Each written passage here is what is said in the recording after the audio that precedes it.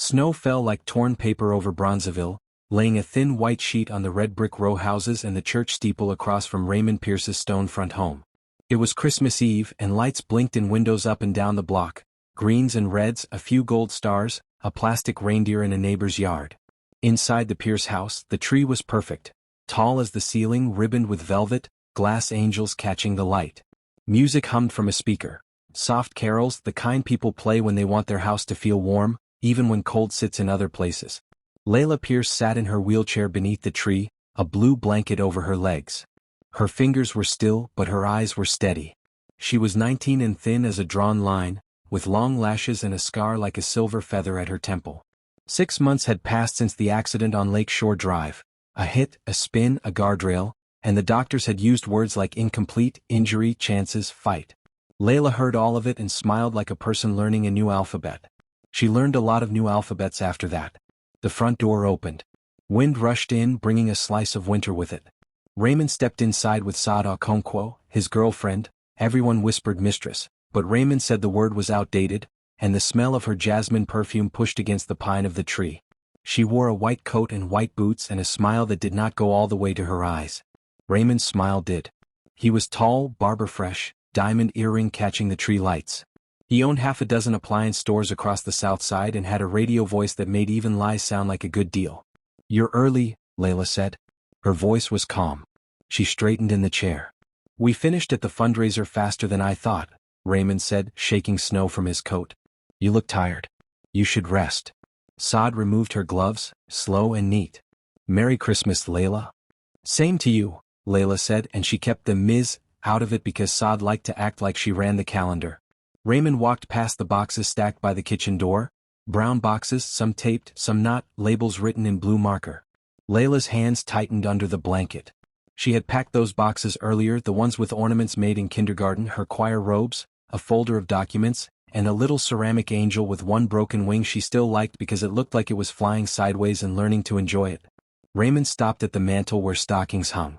There were only 2 this year, his and Layla's. He pretended not to notice the missing one that used to be her mother's. "Sit," he told Saad. "I'll get the cider." Saad didn't sit. She drifted closer to the tree and touched an ornament shaped like a snowflake. "This is delicate," she said like it mattered. Layla felt a chill that wasn't from the door. She looked toward the kitchen. The boxes waited like punctuation marks at the end of a sentence she hadn't agreed to. Raymond came back with 3 mugs. He handed one to Layla and let his hand rest on the rim a second too long, as if the mug needed permission to leave him. "We need to talk," he said. Layla took the mug and set it on the side table. "About the boxes?" Her voice stayed even. Raymond cleared his throat. "Saad is moving in." Saada's eyes flicked to Layla, then away. She folded her white coat over the chair and smoothed it like a sheet. "This house has 7 rooms," Layla said. "And I take 1. Raymond's smile tried to find a place to sit and couldn't. "It's not about space. It's about energy. There's too much heaviness here. The chair. The nurses. The way adjustments." "The chair has a name," Layla said softly. "It's mine." "We need fresh air, baby girl," Raymond said. "New life in this house. You need to be around people who can help you." Saad found a residency program in a facility out in Oak Park. They have therapy round the clock. You'll be safe there while we get things stable again. "So you're sending me away for Christmas," Layla said. "For her." "For your own good," Raymond said, and his hand found Saada's hand without him even looking for it. Saad lifted her chin. "We all want what's best for you, Layla." "The best for me is my home," Layla said. She glanced at the mantel again.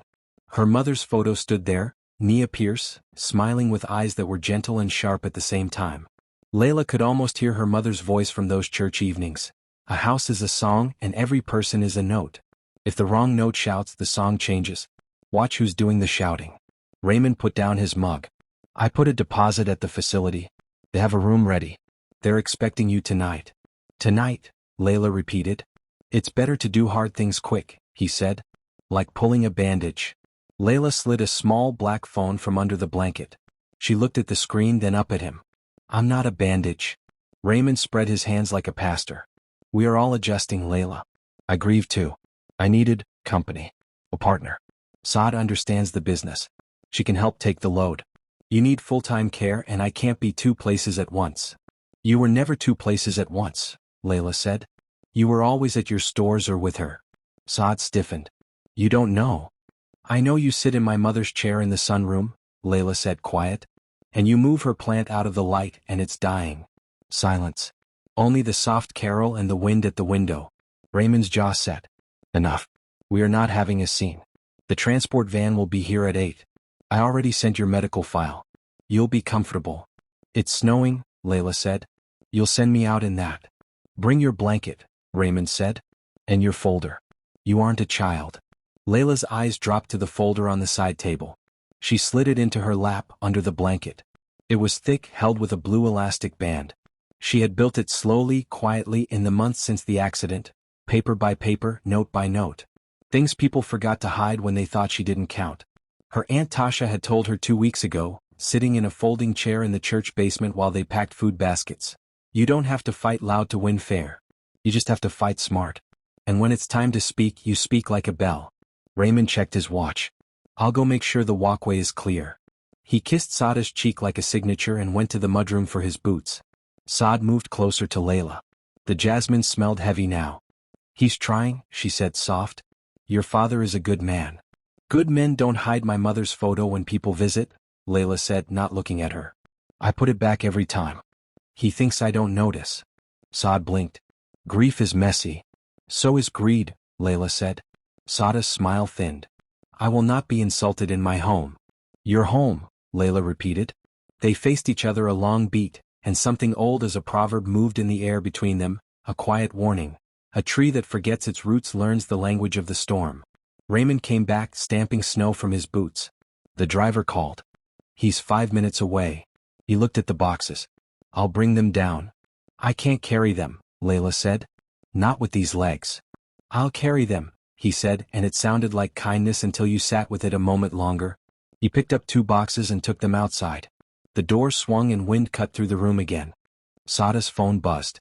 She read a message and smiled to herself. Everything is lining up, she murmured. Layla adjusted the blanket and reached behind her chair for the small backpack she kept hooked there. From it she took a pair of thin black gloves with rubber grips. She pulled them on, slow, like slipping into armor. Her fingers no longer trembled. She reached for the wheels and tested them, a quiet roll forward and back. Raymond returned, breathing a little harder. The ramp is icy, he said. We'll need to be careful. We will, Layla said. He hesitated, watching her face, trying to read what he had never learned to read. A father should know his daughter's eyes. He had taught her how to hold a flashlight for him when he fixed a leaky pipe, how to pick a ripe mango at the corner store, how to box a gift with clean edges at Christmas. He had not taught himself to hear her when she was silent. Saad moved to his side. We should go, she said. Raymond nodded. He reached for the handles of the chair. Wait, Layla said. Her voice wasn't loud, but it filled the room. She looked at the mantel, at her mother's picture, then at her father. Before we go, I want to give you your gift. Raymond forced a smile. You didn't have to. I did, Layla said, and she slid the blue-banded folder from under the blanket and set it on her lap. She smoothed the cover, then lifted it and took out a white envelope with a gold seal. What's that? Saad asked. A letter, Layla said. From a person you both know. The kind of person who signs things that change other things. Raymond's smile faltered. What are you doing, Layla? She looked at the angel with the broken wing and thought about sideways flight. She thought about the church, about the aunties who said prayers that sounded like plans, about her friends from the youth choir who had built a ramp with their own hands, about Mr. Mensa from the neighborhood store who always added an extra orange to her bag for sweetness in a hard week, about the boys on the block who had salted her driveway before dawn without being asked. A house is a song. A street can be a choir. She closed the folder again and rested both hands on it. I'm giving you a chance, she said. To tell the truth while we're still in this room. Raymond's eyes narrowed. What truth? About the papers you made me sign when I was groggy from painkillers, Layla said. About the store accounts that went missing. About the refinance you hid under a shell company. About the things you told Ms. Okonkwo that you didn't tell me. Sada's face went still. You're confused. No, Layla said. Not anymore. The doorbell rang. A sharp sound like a bell in winter. Raymond flinched. He looked toward the hall, then back at his daughter. That's the transport. We're leaving. Not yet, Layla said. Enough, he snapped. We'll talk tomorrow. Tomorrow is Christmas, Layla said. And tomorrow our house will look the same from the outside, lights, tree, perfect. But if I roll through that door tonight without saying this, the song changes and not in a way we can fix. The bell rang again. The wind pushed once more at the window. Saad moved first. She stepped behind Layla and grabbed the chair handles. We're going, she said low. Now. Layla didn't turn. She slid her thumb along the edge of her phone and tapped the screen twice. The living room speaker clicked. The carol faded. A new sound filled the room, her father's voice recorded clear as glass. We move the money next week, his voice said from the speaker. Layla won't know. She's distracted. Raymond froze. His eyes shot to the speaker, then the phone, then his daughter. Saada's fingers loosened on the handles. For a second, the jasmine smell seemed to sour. The doorbell rang a third time, followed by a heavy knock, and a voice through the door called, Layla? It's Pastor Ruth. And we didn't come alone. Layla lifted her chin and looked straight at her father. Do you still want to push me out into the snow, she asked, or do you want to hear what I'm capable of doing when I'm done pressing play? The knock came again, louder. The speaker was still humming as if it had more to say. Raymond took a step toward his daughter. Saad reached for her phone. The doorknob began to turn from the outside. And the recording continued. If anyone asks, we say she signed it because she wanted to make the business stronger. No one will check. The door swung open.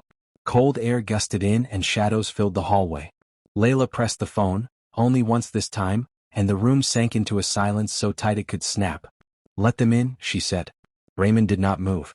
His mouth opened, then closed. And from the doorway, Pastor Ruth's voice rose, warm and fierce at once. Baby, are you ready? Layla looked at her father, at the woman behind her, at the life she had been told to accept. Yes, she said. And then the lights flickered, once, twice, just as a second voice from the speaker began to speak a name none of them had expected to hear. By the time the winter wind died in the doorway, Pastor Ruth had stepped into the foyer with 3 people behind her. Aunt Tasha in her quilted coat, Malik from the youth choir carrying a black tablet case, and a tall woman in a navy suit with a county badge clipped to her lapel. The transport van idled at the curb, exhaust fogging the streetlight. A pair of neighbors, Mr. Mensa and Ms. Green, hovered on the sidewalk with grocery tote bags full of something wrapped in foil and kindness. Saada's smile came back, thin as thread. This is a private family matter. The woman in the navy suit answered, voice steady. I'm Erica Delgado, emergency legal aid. We've been in touch with your daughter's aunt. We're here on court business. Raymond's head snapped toward Aunt Tasha. You went to court behind my back? Aunt Tasha didn't flinch. I went for the child. Somebody had to. Before anyone could speak again, let the story roll backward a few months, the way Layla had learned to do when her physical therapist asked, where were you before this pain? Where were you strong? In July, 2 weeks after the accident, Layla stared at her legs and willed them to move while rain beat the rehab center windows. She felt like a radio with a broken dial, static over a song she used to know. The nurses were kind, the hours long, and sleep came like a stranger who didn't knock. On a Wednesday afternoon in August, Pastor Ruth wheeled in visiting alone. She brought a Bible and a bag of oranges and a small, stubborn light. You still sing in your bones, she told Layla. That's where God keeps the choir. Bones remember.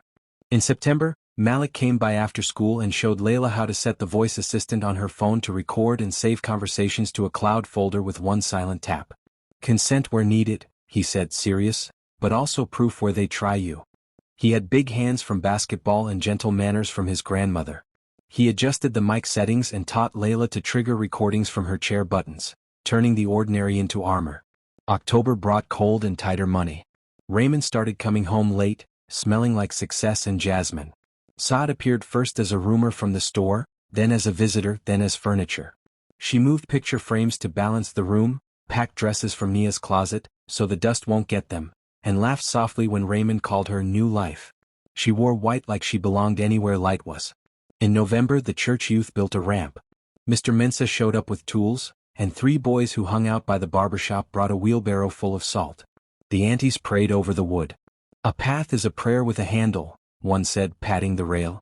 The first time Layla rolled up that ramp, she cried into her scarf, not because she was weak but because the slope felt like a sentence going upward for once. While the ramp came together, other things did too. Suspicious bills. A refinancing letter addressed to Bronze Star Holdings, LLC, at a P.O. box no one had ever mentioned. Bank statements with balances that dipped like breath taken underwater. Layla stayed quiet and collected pages. She learned the weight of paper the way an usher learns the weight of offering envelopes. She made a folder and tied it with a blue elastic band. Word by patient word, she built a different kind of strength. One crisp Sunday, Aunt Tasha pressed an index card into her hand with a name and number. Ms. Delgado. Pro bono. She don't play. Delgado met them at the church basement on a Tuesday night. She listened more than she talked, asked for copies and said the word, injunction, like a door opening. If anyone tries to force a medical move without proper guardianship and in disregard of housing rights, she said, we ask a judge to freeze the board, like putting a game on pause. Raymond is her father, Aunt Tasha said. But the way he's been acting. Being a father isn't a license, Delgado answered. It's a duty. In early December the duty cracked. Layla had one of her better therapy weeks. Her arms steadier, core muscles firing like small drum beats. Her therapist, a Ghanaian woman named Amma with braids pinned like a crown, watched her finish a grueling set of transfers and smiled. You're learning leverage, Amma said. Power isn't always in the legs. 2 days later, Saad swept into the house with a glossy brochure for an Oak Park facility and a voice dipped in concern. Look how nice, she told Raymond within easy earshot. You can't keep doing everything. Let professionals handle it. You deserve peace. The next morning, Layla found a pen left on the kitchen table, its blue tip damp. A carbon copy form sat beneath it, signing authority of certain accounts, for the purpose of business continuity. The signature scrawled at the bottom looked like her name trying to swim. She remembered July, the heavy medication fog, the tablet screen placed in front of her by a nurse who thought she was authorizing pain meds and didn't see Saad standing too close. Amma's words echoed, leverage. Layla didn't shout. She phoned Delgado from the bathroom with the fan on. Delgado's typing flowed in the background like rain. You did the right thing, the lawyer said. We'll file for a temporary restraining order and request a hearing as soon as possible. I'll also flag the bank. And the deed, has anyone ever told you the deed changed? No, Layla said, cold down her back that had nothing to do with paralysis. Your mother had a will, Delgado said, voice softening. I pulled records. The will placed this house in a trust with you as beneficiary upon her death. Full transfer upon your 19th birthday, which was last month. Layla closed her eyes. Nia had always been careful. She had left instructions even for December light, how to store ornaments, where to hang the angels so they caught the morning sun. She had left something larger too. Love divided into laws. Delgado went to work. She found a judge willing to review an emergency petition one day before Christmas Eve. She prepared a letter under a gold seal to be served if necessary. She said, we move quiet until we must be loud. So when Pastor Ruth opened the door tonight, they didn't come to argue. They came to push a different door wide. In the present, Delgado drew a crisp document from a plastic sleeve as the hallway filled with the breath of winter and people. Mr. Pierce, she said, by order of the Circuit Court of Cook County, effective immediately, you are restrained from removing Ms. Layla Pierce from this residence without her express consent. You are also restrained from transferring or encumbering assets held by Pierce Appliances LLC and the affiliated shell entity known as Bronze Star Holdings, pending a hearing. This home is held in trust for Layla by the terms of her late mother's will. She is not leaving. Raymond's lips went thin. You think a paper will stop me from doing what's best for my child? The court thinks it will, Delgado said. And so do the people standing in your doorway. Saad stepped forward, chin high. This is theater. He has the right to make medical decisions. She needs care we can't. She needs safety, Aunt Tasha cut in, voice hot. And you need to stop touching Nia's things like you can wear a dead woman's house. Layla felt the wheel grips under her gloved hands and let their rough pattern steady her. She glanced at the mantel, at her mother's picture, and then at the folder in her lap. There was an envelope still closed. She slid it free and held it toward Delgado. What's that? Raymond asked, eyes darting. The will's restatement, Delgado said, breaking the seal. And an attached letter addressed to both of you. Delgado unfolded the letter and read a line silently. Something in her expression softened, then sharpened. She handed the page to Layla and nodded. You may read the first line out loud. Layla did, her voice clear. To my daughter, if they ever make you feel like you don't belong here, remember, this roof is yours. The deed will follow you like a shadow until you stand in your own sun. Raymond barked a laugh that sounded like metal. Sweet words. Useless in a storm. Words can be walls, Pastor Ruth said. And doors. Malik stepped forward and set his tablet on the console table. Miss Delgado, you said you'd need proof of transfers. I mirrored the store office computer last month when Mr. Pierce asked me to fix the Wi-Fi. Everything's saved to cloud. Dates, amounts, voice memos. He tapped. The speaker in the living room clicked again, and the recording resumed where it had cut off, carrying the voice that had begun to speak the name none of them expected. Dion, the recording said, a new voice this time, not Raymond's. Councilman Brooks wants his cut wired by Friday. If Layla's assets slow us down, we push her to the facility. Saad, you keep him focused. Silence ran through the room like a crack in glass. Saada's hand flew to her mouth. Raymond took a step back, hitting the arm of the sofa as if the furniture had moved overnight. Aunt Tasha whispered, Lord.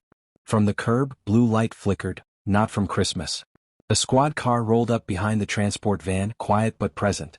2 officers stepped out, their breath making clouds. Delgado didn't look at the window. She looked at Raymond. Mr. Pierce, do you still want to move your daughter tonight? Raymond's answer didn't come. His pride, so warm a minute ago, had gone pale. Layla's phone buzzed in her lap. A text from an unknown number flashed. Check your email, urgent. Signed, Office of the Inspector General. Pastor Ruth squeezed Layla's shoulder, a weight and a blessing. Baby, she said softly, we're here? Layla lifted her eyes to her father. You can still choose. He opened his mouth to say something that might have been apology or anger. The doorbell chimed again, slow as a heartbeat. And Saad, suddenly shaking, blurted the thing no one expected her to say, I'm not the only one who moved in.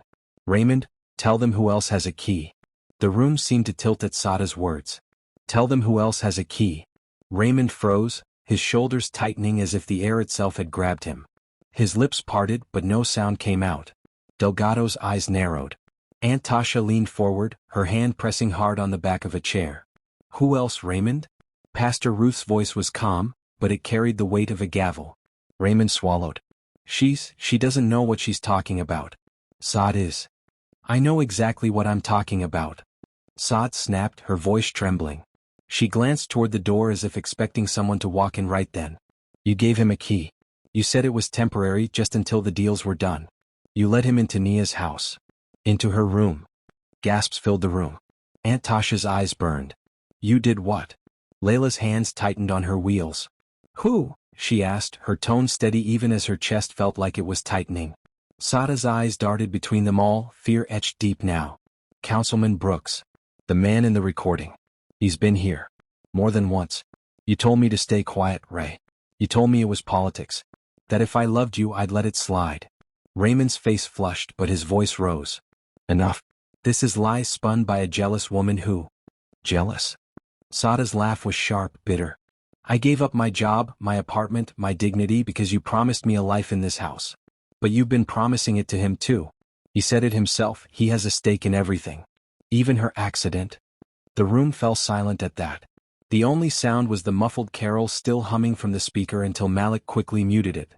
Layla blinked, her gaze cutting like glass. What did you just say? Saad hesitated. Her breath shook.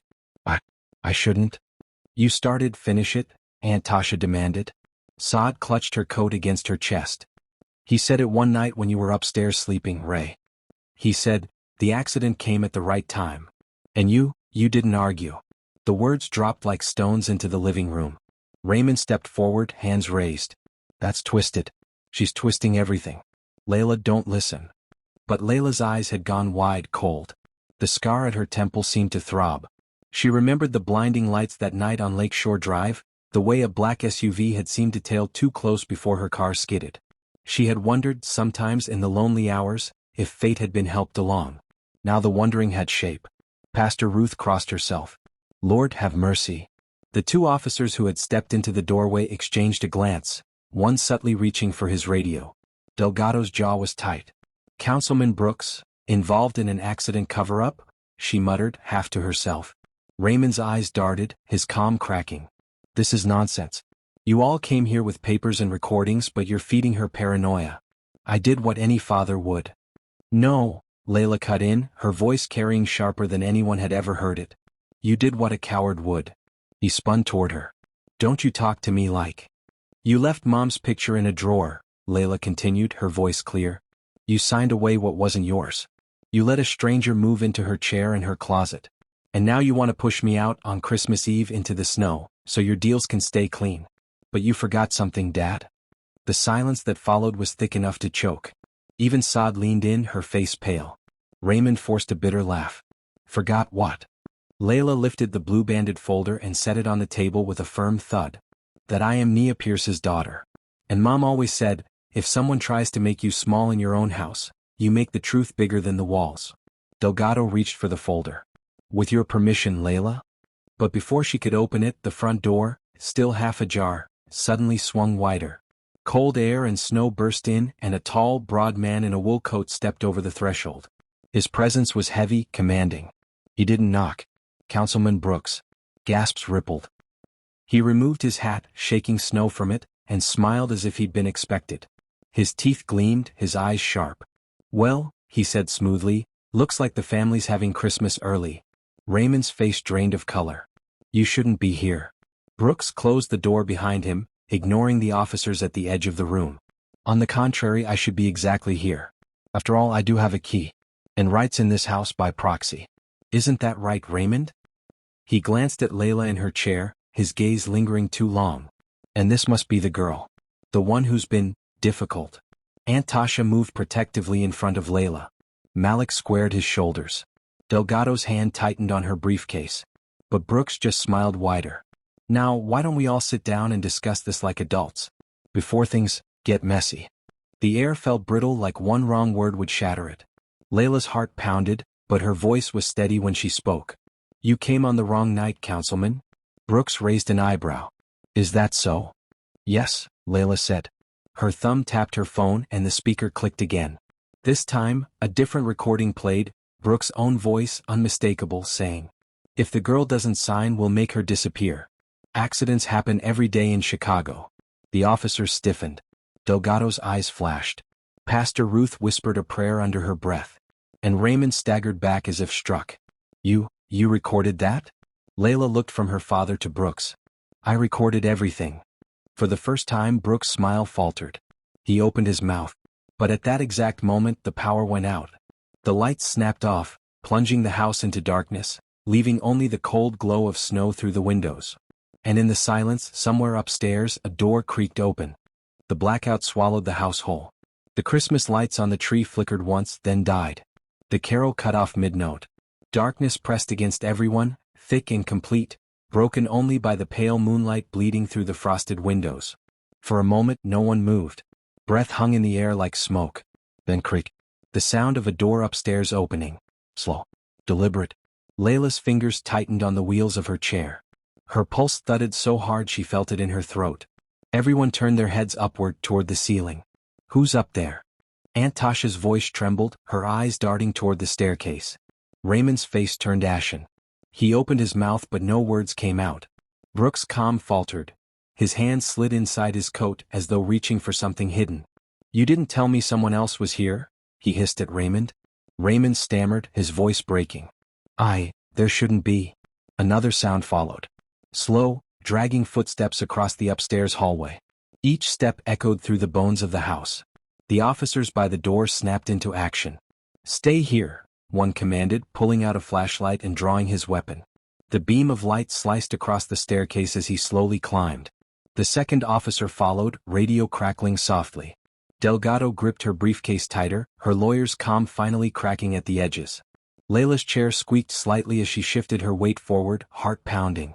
Dad? She whispered, voice cold. Who has a key? Raymond shook his head, sweat beading at his temple. Only him, only Brooks. But the footsteps upstairs didn't belong to Brooks. They were heavier, slower. And they paused directly above the living room, as though whoever it was knew exactly where everyone stood. The officer's flashlight beam wavered as he reached the top step. Chicago PD. Come out, hands where I can see. A shadow moved. A tall figure emerged at the top of the stairs, silhouetted by the moonlight from a hallway window. The light caught his face and gasps filled the room. It wasn't a stranger.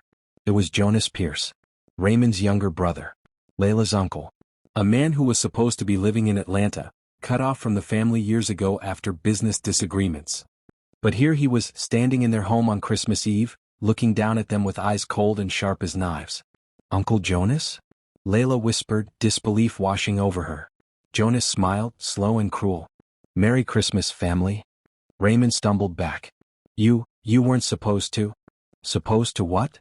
Jonas cut him off, voice booming. He started down the steps, his shoes echoing with each stride. "Supposed to keep me out while you and your councilman friend sliced up the pie? Did you really think I'd just stay gone?" Brooks' jaw clenched. "This wasn't part of the plan," he muttered. "Plans change," Jonas said, reaching the bottom step. His presence filled the room like smoke. He looked directly at Layla then, and his grin widened. "And this little girl, she's the only one who's seen everything, isn't she?" Layla didn't blink. "I'm not little anymore." Jonas chuckled. "Oh, I can see that. You've got your mother's fire. Nia always did know how to keep secrets." His gaze slid to Raymond. "And you never did." "Stay where you are," the officer shouted, gun raised. Jonas lifted his hands slowly, mockingly, as though playing along. But his words kept slicing the air. "Let's stop pretending, Ray. You didn't invite me here.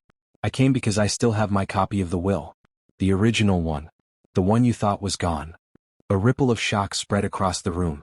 Delgado's eyes narrowed sharply. "What are you saying?" Jonas reached into his coat, slow enough not to spook the officers, and pulled out a thick, yellowed envelope. He dropped it onto the coffee table with a dramatic thud. Dust puffed into the air. "This," he said, "names me as co-trustee of Nia's estate. Every cent, every property, every decision, half mine, half the girl's. But Ray here?" Jonas sneered. "Ray was never written in. Not once." The silence was deafening. Raymond's lips trembled. "You're lying." "Read it," Jonas snapped. Delgado quickly reached for the envelope, opening it with swift hands. Her eyes scanned the document, and her expression hardened. She looked up at Raymond. "He's not lying." Aunt Tasha let out a strangled cry of relief and fury all at once. "God works in mysterious ways." Raymond's face collapsed, his bravado melting into sheer panic. Brooks cursed under his breath, his calm mask shattered. Layla's hands clenched the wheel grips. For the first time in months, power surged through her, not in her legs but in her voice. "So this is the truth you tried to bury," she said. "All of you. My father, his mistress, his councilman, and now his brother." Her gaze swept the room. "But you forgot one thing. A paralyzed girl can still fight." Her words hung in the air like a spark in dry wood. The officers turned toward Brooks and Raymond. Delgado held the document like a sword. Jonas stood at the bottom of the stairs, grinning like a wolf in a pen of sheep. And then, before anyone could move, glass shattered at the back of the house. Everyone spun toward the sound. Another intruder had just broken in. Viewers, what would you have done in Layla's place, knowing your own father was ready to throw you out on Christmas Eve, and now discovering his brother holds part of your mother's will? Share your thoughts in the comments below. And don't forget to hit subscribe, like this video, and share it with your friends so they can join this story too. Also, tell us where you're watching from, we'd love to know. The sound of shattering glass rang like a gunshot through the dark house. Everyone froze, eyes darting toward the kitchen at the back, where the cold night air swept in through broken panes. The officers moved fast. One shouted, "Stay where you are," while the other rushed toward the kitchen, flashlight beam cutting through the shadows. Layla's pulse hammered in her ears. The wheelchair trembled slightly under her hands, not from weakness but from the storm rising inside her. She glanced at Jonas, at Raymond, at Brooks. All three men looked shaken, though each for different reasons. A dark shape moved in the kitchen doorway. The officer's flashlight caught a face, masked, hood pulled low. The intruder clutched a crowbar in one hand and a duffel bag slung over his shoulder. "Drop it," the officer barked. The man didn't drop it. Instead, he smirked beneath the mask and tossed the duffel onto the floor with a heavy thump. Something metallic clattered inside. Brooks cursed under his breath. Not him. Not tonight. Jonas' grin faded for the first time. "You called him?" "I didn't." Brooks snapped, his smooth mask cracking. "Ray, did you?" But Raymond looked just as pale. "I don't even know who that is." The masked man laughed, low and mocking. He stepped forward, raising the crowbar slightly. "Oh, you know me," he said. His voice was rough, edged with the streets. "I've been cleaning up your dirty work for years. Accidents. Signatures. Disappearances." Layla's breath caught. Her stomach turned. Raymond's face drained of blood. "No. Don't act like you don't know," the man sneered. That night on Lakeshore Drive? That was me. The words slammed into the room like a hammer. Aunt Tasha gasped and covered her mouth. Delgado's eyes went wide. Malik's fists clenched. Pastor Ruth whispered, Jesus? Layla's world spun. Her accident. The car that clipped her, the spin, the crash, the chair that followed, all of it was not chance. Her father had called it fate. Doctors had called it bad luck. But here stood a man claiming it was planned. Her voice came out low, cold, steady. You tried to kill me. The man's gaze slid to her and he chuckled darkly. Orders are orders, little girl. I don't ask why. I just drive fast. Raymond staggered back, shaking his head. Layla, I didn't know he. Liar. Saad shouted suddenly, her fear breaking into rage. She pointed at Raymond, eyes blazing. You hired him. You told me months ago. Things happen, sometimes they need to. I thought you meant business rivals, not your own daughter. Raymond's mouth opened, but no words came out. The officers moved closer, guns trained on the intruder. On the ground. Now. But the man only smirked wider and nudged the duffel bag with his boot. The zipper fell open. Inside were stacks of cash, bundled tight, and a gun glinting in the flashlight beam. This house, the man said, is full of secrets. But me? I'm here to collect. He reached into the bag slowly, deliberately. The officers shouted again, hands where we can see them. Tension snapped through the air. One wrong move and the night would end in blood. And then, through the chaos, Layla raised her voice. Strong. Clear. Commanding. Don't shoot. Everyone turned to her. Don't shoot him, she repeated. Not yet. She locked eyes with the intruder, her voice ice and fire all at once. Because if he speaks, every lie in this house burns down tonight. And I want the whole street to hear the truth. The man tilted his head, curious. You've got some bite, girl? Layla didn't blink. Bite enough to bury you and everyone who paid you. The officers hesitated, looking between each other and Delgado. The lawyer stepped forward, her voice calm but firm. Stand down. We need him alive. If his confession is real, it ties Councilman Brooks, and possibly Mr. Pierce, to a conspiracy. Brooks stiffened, rage tightening his jaw. This is insane. You're letting a criminal dictate. But Jonas laughed, loud and sudden. Oh, I like this. The girl has claws. Let him talk, Ray. Let your little princess turn your empire into dust. Raymond's eyes burned with something between anger and terror. He looked at his daughter, his mistress, his brother, and the councilman. His world was unraveling thread by thread. The masked man crouched, resting the crowbar across his knees. His voice dropped, almost a purr. You want the truth, girl? Then you better be ready. Because once I start, there's no Christmas miracle that can put this family back together. The words sank like stones in deep water. Layla gripped her wheels tighter. Then start talking. The man leaned forward, eyes glinting. And just as he opened his mouth, a loud knock thundered on the front door. Not soft, not polite. 3 heavy pounds that shook the walls. Everyone jumped. Even the officers. From outside came a voice, deep and commanding. Chicago PD, Special Investigations Unit. Open up. We have a warrant. The intruder froze. Brooks' face went white. Jonas cursed under his breath. Raymond staggered like the floor had given way beneath him. And Layla? She lifted her chin, eyes blazing. For the first time since the accident, she didn't feel powerless. Christmas Eve had just turned into Judgment Night. The pounding on the door came again, louder this time, rattling the stained glass panels and making the ornaments on the tree tremble. Chicago PD, Special Investigations Unit. The voice repeated. Open the door now. The 2 uniformed officers by the kitchen exchanged quick looks. These were not their people. Different branch. Different authority. One hurried to the door, gun still drawn, and cracked it open cautiously. Cold air and blue-red flashes swept inside as 3 plainclothes detectives stepped across the threshold. Heavy coats, badges gleaming. Their leader, a tall woman with close-cropped hair and a voice like iron, scanned the room with sharp eyes. Detective Valerie Shaw, SIU, she announced. We've been tracking Councilman Brooks and his associates for 6 months. We have a warrant for financial fraud, money laundering, and conspiracy to commit aggravated assault. Her gaze shifted to Brooks, who stiffened as though the air itself was choking him. Detective, this is a family matter, Brooks began, forcing his politician's charm. Shut it, Councilman, Shaw cut him off coldly. We've got tapes. Wire transfers. Witness statements. And now, by the looks of it, She nodded at the masked intruder crouched by the duffel bag. We've got live evidence. The man laughed darkly. Looks like Christmas came early. On your feet, Shaw barked at him. Slowly. The intruder rose, hands half raised, still smirking. Careful, detective. I've got stories you'll want to hear. Names you'll want to print in tomorrow's papers. Shaw's eyes narrowed. We'll take them at the station. Right now you're done here. Two detectives moved to cuff him. He didn't resist, though his eyes never left Layla. As they clicked the cuffs around his wrists, he muttered low, just for her, "Girl, don't think you've won.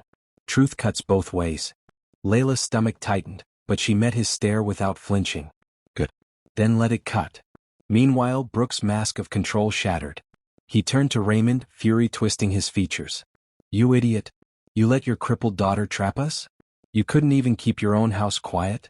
Raymond staggered back as if struck. I didn't know she had. But he didn't finish. Jonas laughed bitterly, clapping his hands once. Oh, this is beautiful. Ray, the great businessman, undone by his own girl. Just like Nia said it would happen one day. Raymond's head snapped toward his brother. Don't you dare say her name. Jonas sneered. Why not? She trusted me. She knew you were weak. And look at you now, standing in front of cops, criminals, and your own child stripped bare. Raymond's face crumpled, his carefully built pride collapsing into desperation. He looked at Layla, really looked at her, for the first time all night. His voice broke. Layla, I didn't mean for this. I swear to you, I thought I was protecting the family. Layla's hands tightened on her wheels. Her voice was low but steady. Family doesn't throw their daughter into the snow on Christmas Eve. Family doesn't hire men to silence her. Family doesn't choose greed over blood. Raymond flinched as though every word was a blow. Shaw gestured toward Brooks. Cuff him too. The councilman fought, spitting words. You don't know what you're doing. I control half the funding for. Not anymore, Shaw said coolly. You're done. The detectives grabbed him, wrenching his arms behind his back as he shouted and cursed. Sod back toward the wall, shaking. Her eyes darted between Raymond, Brooks, and Jonas. Finally she blurted out, I didn't plan any of this, I just wanted a better life. He promised me, she pointed at Raymond, her voice breaking. He said Layla would be fine, that it was for the business. I didn't know it was this deep. No one believed her. Pastor Ruth stepped forward, placing a steadying hand on Layla's shoulder. Child, you've carried more than most grown women ever should. But you carried it well. Malik leaned down, whispering, the whole block will stand with you now. They've been waiting for the truth. Delgado closed the yellowed envelope Jonas had dropped, her lawyer's eyes gleaming. Legally, this changes everything. Layla, your position is stronger than ever. Your mother's trust protects you, and Jonas' claim can be challenged. But Raymond's authority? She looked straight at him. It's finished. Raymond sank onto the arm of the sofa, head in his hands. For the first time he looked smaller than his daughter. The Christmas tree stood dark beside them, its ornaments reflecting faint shadows from the streetlights outside. The house was quiet again, except for the sound of Brooks' angry shouts as he was dragged toward the squad car, and the intruder's mocking laugh fading down the hall. Then Jonas, still free, stepped closer to Layla. His grin returned, sharp and dangerous. You think you've won, girl? Don't fool yourself. This was just one battle. The real war's about to begin. You're in it now, whether you like it or not. Layla lifted her chin. Then I'll fight. Just like Mom did. Jonas chuckled, backing toward the door. Careful. Your mother fought, and look where she is now. The words hung heavy in the room as he slipped out into the night, vanishing into the snow before the detectives could stop him.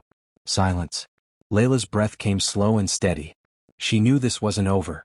Not with Jonas still free, not with secrets still buried. But tonight, Christmas Eve, she had survived. She had spoken. She had turned the tide. And for the first time since the accident, she felt like she had power again. Outside, the church bells began to ring midnight mass. And in that chime, Layla knew, the storm had only begun. The bells of St. Mary's tolled across Bronzeville, each chime cutting the night like a reminder that Christmas had come, even if peace had not. Snow kept falling, layering the street in silence, as if the world outside didn't know a storm was tearing through the Pierce household. Inside, the living room looked like a crime scene frozen in time. The tree stood unlit, the broken glass from the kitchen window glittered faintly on the floor, and the air smelled of pine, sweat, and cold metal. Brooks had been dragged to a squad car, still shouting about power and politics. The intruder sat cuffed in the back of another, smirking like he knew the ending of a play no one else had read. But Jonas was gone. Layla sat in her chair, her mother's folder on her lap. Her hands rested on it like a shield. She stared at her father, who was still hunched forward, head in his hands. The silence stretched too long before Raymond finally lifted his head. His eyes were bloodshot, but his voice was almost pleading. Layla, listen. Your uncle Jonas, he's dangerous. More dangerous than you think. Everything I did, everything I signed. I thought I was keeping him at bay. Layla's gaze sharpened. By selling me out? Raymond winced.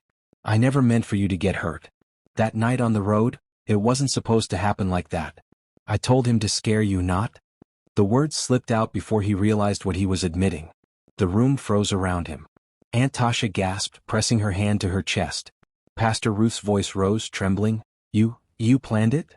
Delgado's pen scraped across her pad, her lawyer's instinct recording every syllable. Layla's voice was low, icy. You told him to scare me? Raymond's lips trembled. I wanted you to sign the papers without a fight. I didn't know he'd. Layla's chest tightened, rage pounding hot and steady. You hired someone to terrorize me? Your own daughter? Raymond reached out as if to touch her, his face crumbling. I was desperate. The stores, the debts. Brooks and Jonas had me cornered. I thought if you signed I could protect you from worse. Worse? Malik cut in, his voice shaking with anger. She's in a chair because of you. The words rang like a verdict. Raymond's hand dropped. He slumped back, crushed by the weight of his own confession. For a moment no one spoke. The snow outside muffled the world, but inside, Layla's silence was louder than anything. Then Jonas' voice echoed back in her memory, your mother fought, and look where she is now. She looked at Delgado. What did he mean by that? Delgado hesitated, her eyes flicking to Raymond. Nia's death, it was ruled an aneurysm. Sudden. Natural causes. But I've always wondered about the timing, given the financial chaos that followed. Layla's hands tightened on her wheels. Are you saying my mother didn't die naturally? Aunt Tasha's eyes filled with tears. Baby, I never believed it was just chance. Nia was strong. She had no history of illness. And the night before she passed, she told me she'd found something in the store books, something that didn't add up. She said she'd confront Ray about it after Christmas. But she never made it. All eyes turned to Raymond. His face went gray. Don't look at me like that, he rasped. I didn't kill her. I loved Nia. But Jonas hated her. She stood in his way. And after she died, he showed up at the funeral with papers. Said we'd lose everything unless I played along. His hand shook. I swear to you, Layla, I didn't touch her. But Jonas, he wanted her gone. Layla's mind raced. The scar at her temple seemed to burn. Her accident. Her mother's death. Every thread wound back to Jonas. Delgado's voice broke the silence. If Jonas has the original trust documents and if he orchestrated Nia's death, then this isn't just fraud. It's murder. The word dropped like a stone in water. The officers in the doorway stiffened. One pulled out his radio, murmuring codes. Detective Shaw's jaw tightened. We've been after Brooks, but if Jonas Pierce is connected to a homicide, she stopped herself, but the implication was clear. Layla exhaled slowly, her voice steady even as fury burned through her. Then we find him. Shaw studied her, impressed. You've got steel, kid. But Jonas isn't small time. He's tied to half the backroom deals in this city. If he thinks you're coming for him, he'll strike first. Layla lifted the folder. Let him try. He thinks this chair makes me weak. But it's the reason I'm still here. And I'll use it to end him. Her words sent a ripple through the room. Pastor Ruth placed a hand on her shoulder. Child, vengeance is heavy. Be sure your spirit is ready to carry it. I'm ready, Layla said, her eyes burning with a quiet fire. For Mom. For myself. For every lie they thought I wouldn't see. The bells outside rang one last time, their echo fading into silence. And then the front door, still half open, banged in the wind. On the threshold lay something no one had seen before. A small package wrapped in brown paper, wet from snow. Malik bent down and picked it up. His eyes widened. It's addressed to you, Layla. He handed it to her. She turned it over in her lap. On the front, written in block letters, were the words, Merry Christmas. From Jonas. The room went still. Delgado's eyes narrowed. Aunt Tasha gasped. Pastor Ruth began to pray under her breath. Layla tore the paper away. Inside was a single photograph, her mother, Nia, smiling in the kitchen years ago. But scrawled across the bottom in red ink were 4 words. She knew too much. The photo slipped from Layla's hand, landing face up on the carpet. Everyone stared. And Layla whispered, her voice shaking with fury and resolve. He killed her. The photograph lay on the carpet, its edges curling in the draft from the broken window. Nia's smile, once warm, once a comfort, looked like a wound now, cut by those 4 words scrawled in red ink. She knew too much. No one moved at first. The house seemed to hold its breath. Layla bent slowly and picked up the photo with trembling hands. She studied her mother's eyes, the curve of her smile. It wasn't just a picture. It was a taunt, a declaration, a threat. Jonas had left it here knowing it would be found. He wanted us to see this, Delgado murmured, her voice low and tight. He wanted to rattle you. To remind us he's 2 steps ahead. Layla's voice was steady, though her chest felt like a storm. No. He wanted me afraid. But he forgot whose daughter I am. She looked up at her father, her eyes burning. Dad, did you know? Raymond's lips trembled. He shook his head. I didn't. I swear it. I knew Jonas hated her, but... His voice broke. I never believed he'd go that far. I thought she... His words trailed, too weak to finish. Thought she what? Aunt Tasha snapped, tears streaking her face. Collapsed by chance? Went in her sleep? Nia was strong. She had fire in her. You knew, Ray. Deep down you knew. Raymond bowed his head, silent. The weight in the room grew unbearable. Finally, Malik stepped forward. So what do we do now? Everyone turned to Layla. Her fingers gripped the armrests of her chair. She felt small, but the fire in her chest made her larger than she'd ever been. We fight him, she said simply. Delgado nodded slowly. We'll need more than recordings and old documents. Jonas has power. Connections. He's slippery. To take him down we need a plan. Detective Shaw crossed her arms. We'll put surveillance on his known properties. But he'll expect us to come hard. He'll hide. He'll lash out. He'll go after the weakest point. She looked at Layla pointedly. But Layla didn't flinch. Let him. I'm not running. Pastor Ruth touched her shoulder, voice trembling with pride and worry. Child, this is a heavy war. It will cost you. It already has, Layla said. Her eyes dropped to the scar at her temple, then lifted again. I won't let Mom's death mean nothing. I won't let my accident be swept under a rug. Jonas thinks this chair makes me powerless, but I see everything from here. And I'll use it. Silence followed, then Aunt Tasha whispered, Lord, keep her steady. Delgado leaned in, her lawyer's mind already racing. We set a trap. If Jonas thinks he still has control, he'll show his hand. We need him to expose himself fully. Once we have that, it's over. Raymond finally spoke, his voice hoarse. He won't come for me. Not anymore. He'll come for her. He looked at Layla with an expression that mixed regret, shame, and something else, fear. Jonas always said the future was written in the strongest will. And right now that's hers. Layla straightened in her chair. Then let him come. Snow rattled softly against the window, but inside, the storm had found its center. Malik broke the silence. Whatever you need, I'm here. All of us are. The block. The choir. The aunties. He won't touch you without touching all of us. Pastor Ruth nodded. A song is stronger when many voices join. Layla looked at them all, family by blood, family by choice. A community stitched together by loyalty, scars, and prayers.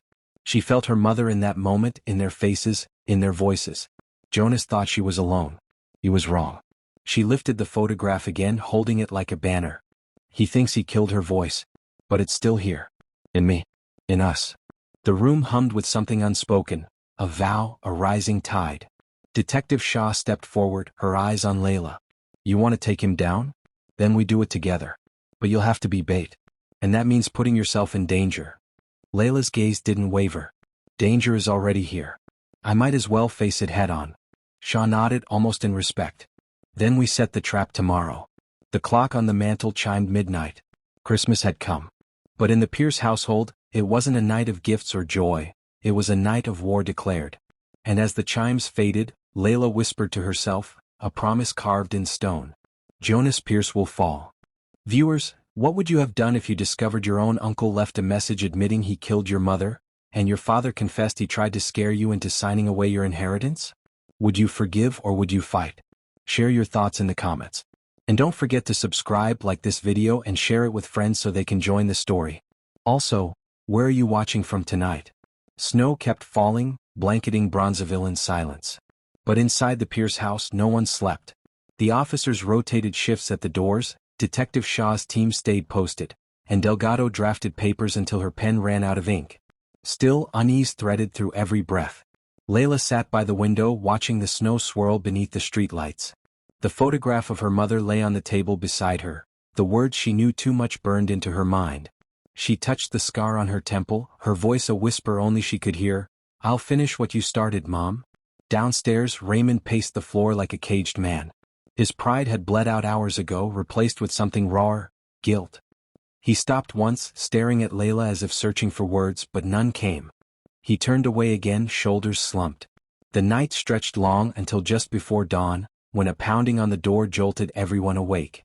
"Chicago PD," a voice shouted. The officers inside moved quickly, unlocking the deadbolt. But when the door opened, no badge greeted them, just a blast of cold air and a smoke grenade rolling across the floor. This white smoke filled the room in seconds. "Get down," one of the officers barked. Shouts erupted, chairs toppled, and the Christmas tree crashed sideways. Through the haze, dark figures poured into the house. 3 men in masks, moving fast, armed with bats and knives. "Jonas sends his regards," one snarled. Panic spread. Aunt Tasha screamed, Pastor Ruth grabbed Malik and shoved him behind the sofa, and Delgado tried to shield Layla with her own body. One masked man lunged for the folder on the table, but Layla's hand shot out, gripping it tightly. "No," she cried, wheeling back hard. The man swung his bat toward her, but before it landed, Malik leapt forward and tackled him to the ground. The two wrestled, the bat clattering across the floor. "Get her," another masked intruder shouted.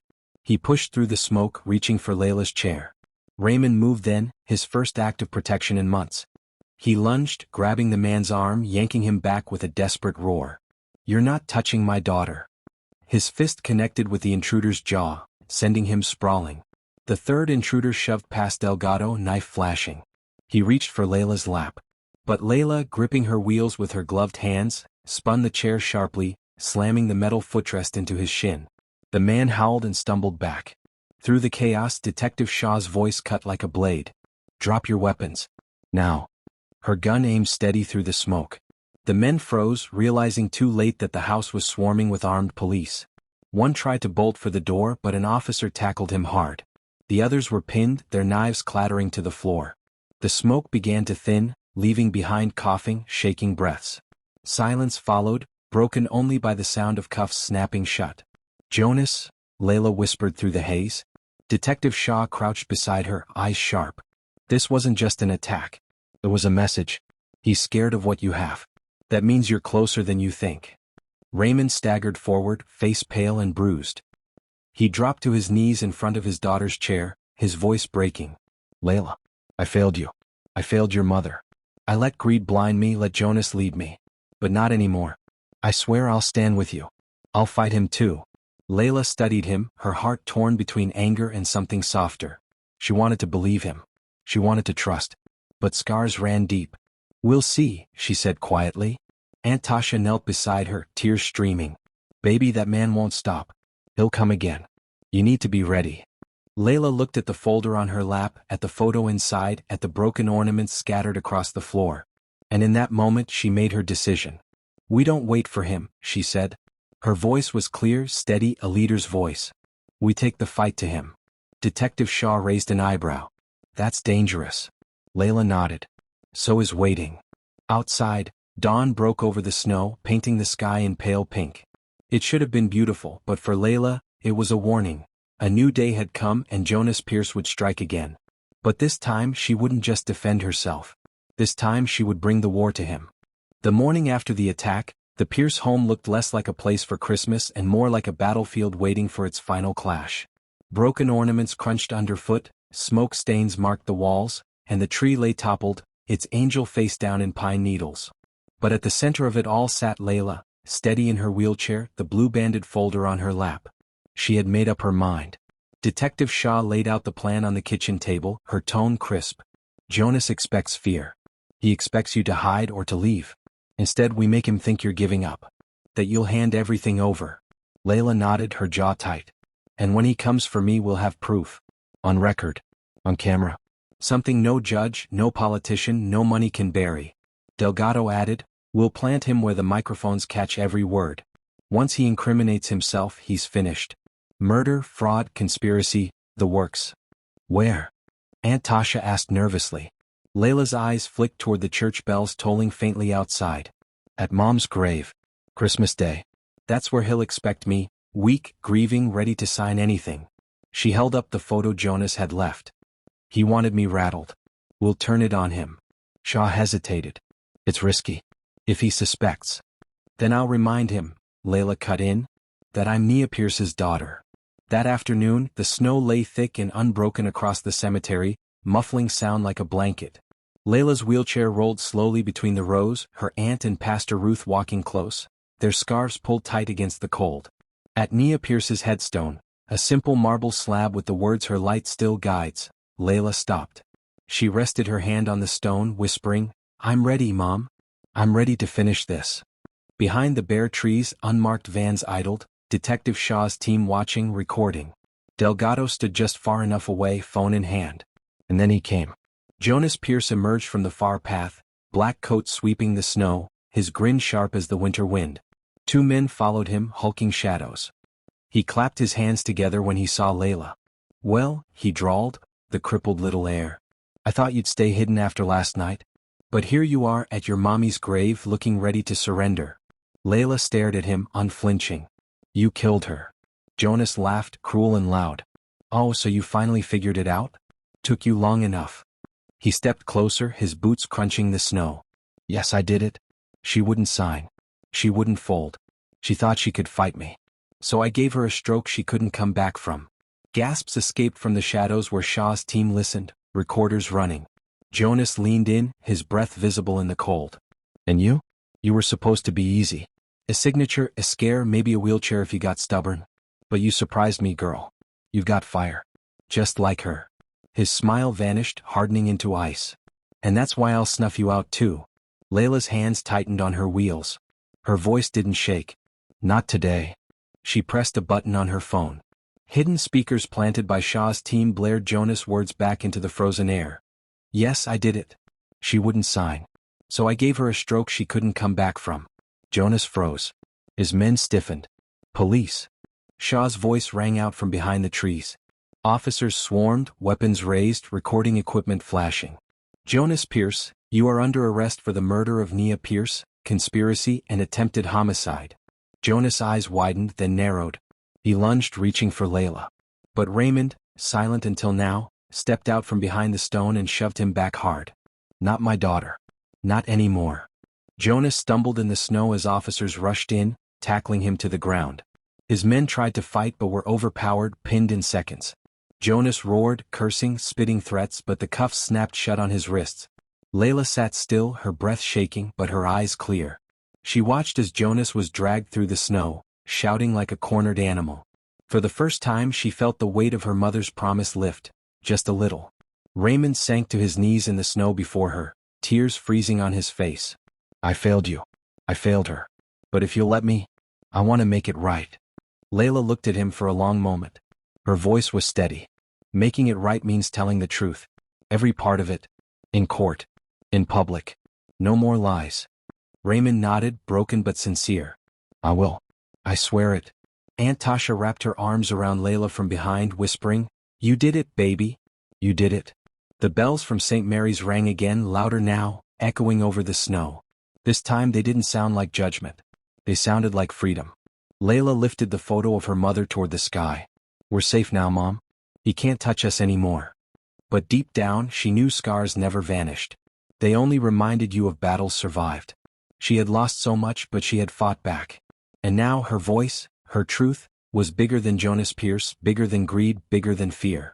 Christmas was no longer just about loss. It was about survival. About justice. About a daughter proving that even in a chair she could stand taller than them all.